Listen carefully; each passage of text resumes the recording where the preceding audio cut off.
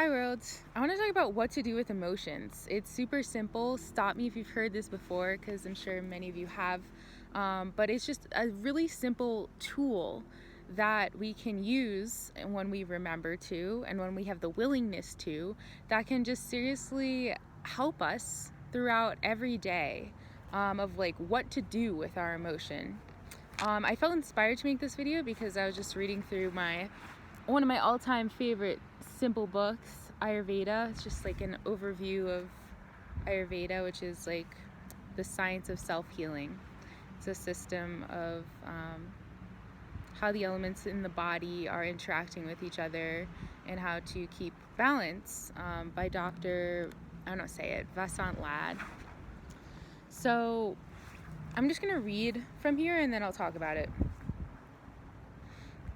Anger, fear, anxiety, nervousness, jealousy, possessiveness, and greed are common human emotions. Yet most people learn in childhood not to express these negative emotions. As a result, one begins at an early age to repress the natural expressions of these feelings. The science of Ayurveda teaches that the individual must release these emotions, which, if they remain repressed, will cause imbalances resulting in disease-causing toxins. The Ayurvedic technique for dealing with negativity is observation and release. For example, when anger appears, one should be completely aware of it. Watch this feeling as it unfolds from beginning to end. From this observation, one can learn about the nature of anger and then let the anger go, release it. All negative emotions may be dealt with in this way. Ayurveda teaches that through awareness, all negative emotions can be released. Thank you, Dr. Lad. So I just want to talk some more about my understanding of this technique and how it works. So pretty much this works for your thoughts and for your feelings and for anything in life. Just simply to notice that it's here and to accept its presence and to feel what it feels like and then to let it pass. I'm gonna say this works for like daily things, and it works for like bigger long-term things like a trauma or grief also, but I think that there's a different process that we can use with that to get like more into the emotion. But I'm just gonna use an example. So this morning I was doing yoga out in the desert, and a man approached me, and I was like out there by myself, and he said, I'm like one of the forest people, and like, do you have a permit to be here or something like that? And we talked a bit and it was a pleasant conversation, and as he left, I felt like sort of proud of myself because I felt like, wow, I still feel totally chill, and I like went back to doing yoga. But then like a wave of anxiety came up, and at first I resisted it, and the anxiety was like, oh no, like I want to like not have to worry about that when I go into the desert to do my practice. And I was kind of like playing with, there's lots of wind, whether I could intend to turn my attention away from it, the anxiety, or whether it was there. Because I think what we habitually do is when an unpleasant emotion arises to like kind of push it aside or like turn our attention away from it like very, very quickly. And one way we can do that is to kind of talk ourselves out of it, or to try to like go back to where we were the moment before the emotion arose. There's all sorts of little subtle tricks that our mind does to convince us that we're not feeling what it is that we're feeling. And so then I realized that was going on. I was like, okay, a moment ago I felt at peace here, and now I feel some anxiety, or without any label, it's just a mental acknowledgement of the sensation. I am just aware of the sensation in that moment and what it feels like and what my thoughts are looking like.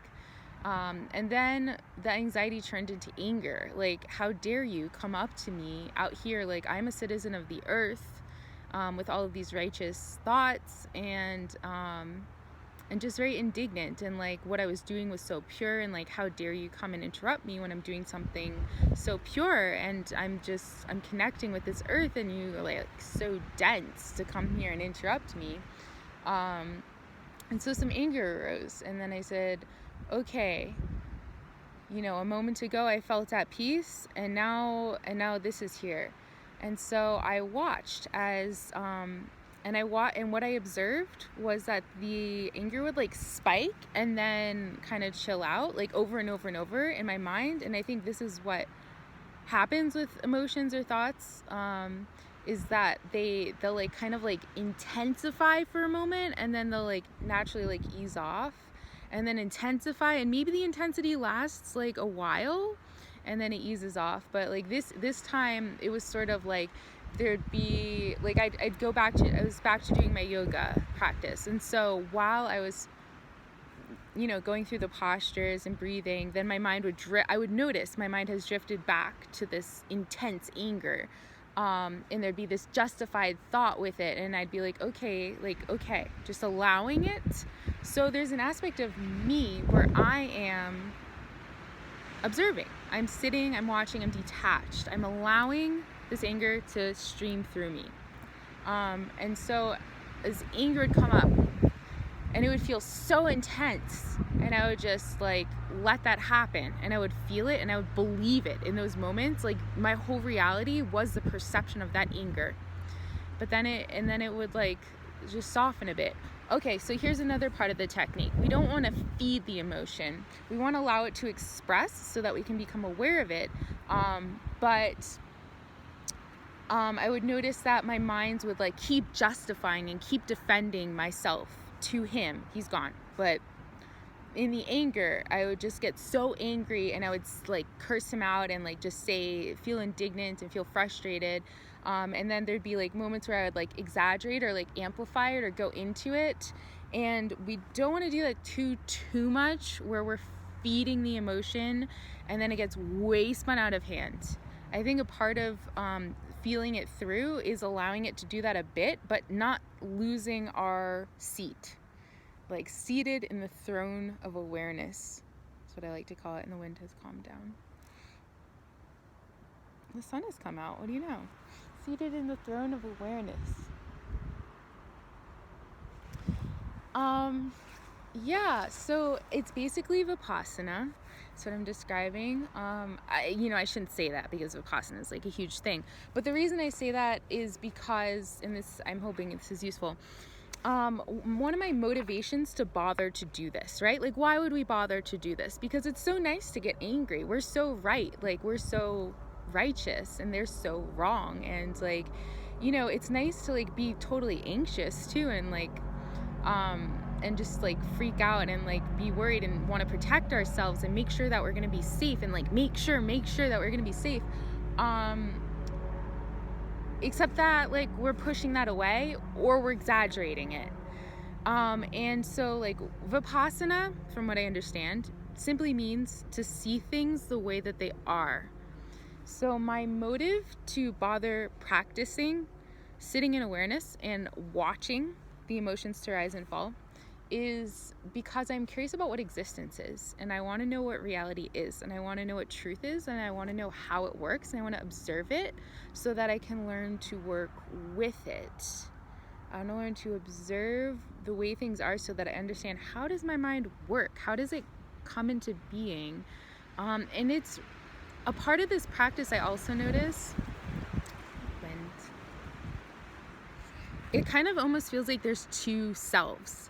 There's this one self who's seated and observing, and there's this other self who's going through this emotional experience, all these waves. And so, I forgot what I was going to say.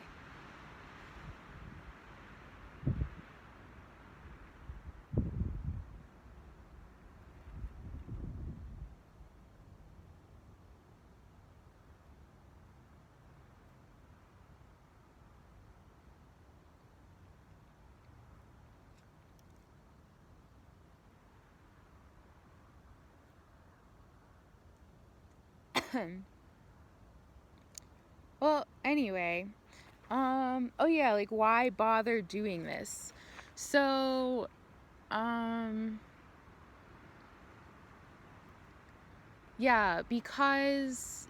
I'm curious about the way things are. I'm curious about how existence works. So that's where the willingness comes from, because it really does take a tenacious willingness to do this practice of observation, and not just go through the emotions or push them away.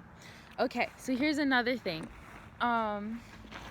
Is I think there's a time and a place for when is good to sort of snap ourselves out of something, or switch to positive self-talk, or to kind of jerk ourselves and separate from negativity. But then there's also a time where it feels appropriate to say okay, what's going on here? Oh, there's an emotion here. Yeah, that's what's here. That's what's real. That's what's alive for me in this moment, is a nice phrase that I keep hearing lately and saying. What is alive for you in this moment? Because that's truth right there. That's reality right there. What is your visceral experience in this moment? And being the one who's aware of it and interested in the experience and allowing of it. So there's this part of me who is going through all these waves, and there's a part of me who is very strong, because there's a tolerance being built, and a new habit being formed to have a willingness to just allow the waves to pass through my awareness. So okay, so also, for example, so this morning, right, it showed me, so what they say in non-dualist texts all the time is that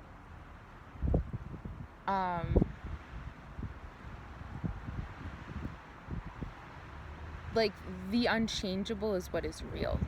And I had thought, when I was doing my yoga, I had thought that the peace that I felt was spiritual. I thought that that was reality. I felt the subtlety of the landscape. I felt the subtlety of the plants. I felt the smell of the air. I felt very much stillness and expansiveness. And that felt this is what is good. This is what is spiritual. This is real. This is what is true.